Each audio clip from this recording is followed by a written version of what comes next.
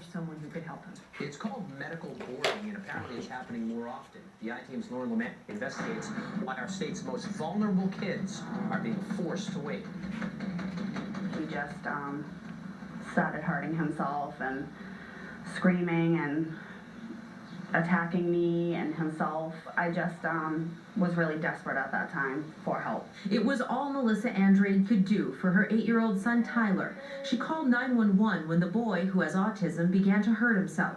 He's a big kid for his age and very strong, so I just couldn't keep him safe. Tyler was taken to the emergency room at South Shore Hospital. Wash your hands. And 4 weeks later, here he was, in a stripped-down room, waiting for space to open up at a facility that's equipped to treat his needs. The best option is in New Hampshire. There is no hospital in Massachusetts that has a program for autistic children in crisis.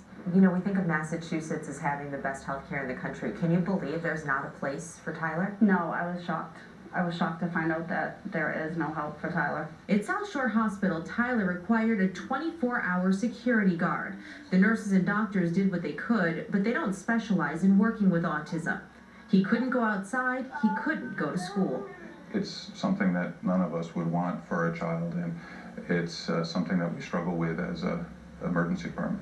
You might think Tyler's case is an outlier, but at any given point, more than half of the 10 beds in the pediatric ER at South Shore can be taken up by children in need of psychiatric or behavioral health placement. Is it unusual that someone would wait here for weeks?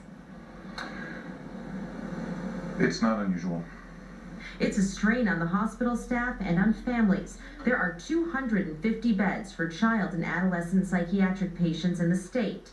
That's 60 fewer than there were in 2008. Most are always full. People know that this is a problem.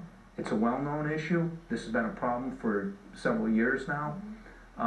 We just need to really have the will to solve it. David Mattiotto represents 44 psychiatric and behavioral health hospitals. He says autistic kids often fall through the cracks. It's usually a very difficult match, and that's why probably in Massachusetts we need a designated unit. A place for children like Tyler and his family. My heart breaks for him every day. It's a really hard thing to see him go through.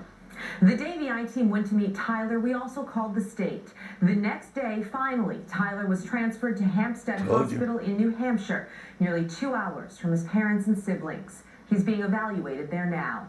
For the I-Team, Lauren Lemanchek, WBZ News. And we found out about Tyler's story through a viewer tip. If you know of something that needs to be investigated, contact the I-Team at 617-779-TIPS or email iteam@cbsboston.com. Well, I want to say welcome back, and you return to like the worst weather we've had.